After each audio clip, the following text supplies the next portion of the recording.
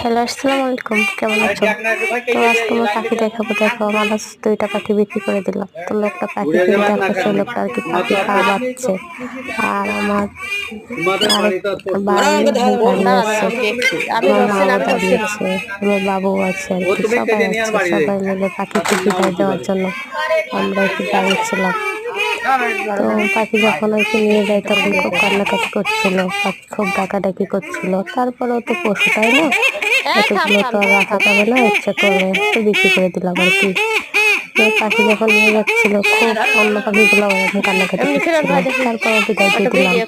এভাবে পাখিকে বিদায় দেওয়া আসার পরে বাকি যে পাখিগুলো ছিল খুব মন খারাপ করে বসেছিল। তারপর ওদেরকে খেতে দিলাম। খেতে দেওয়ার পরে আর এই লোকটা পাখির পা বেঁধে যখন নিয়ে যাচ্ছিল তখন মনটা ভীষণ খারাপ লাগছিল। তো ভালো থেকো, আল্লাহ হাফেজ। আর বেশি লাইক করো, সাবস্ক্রাইব করো।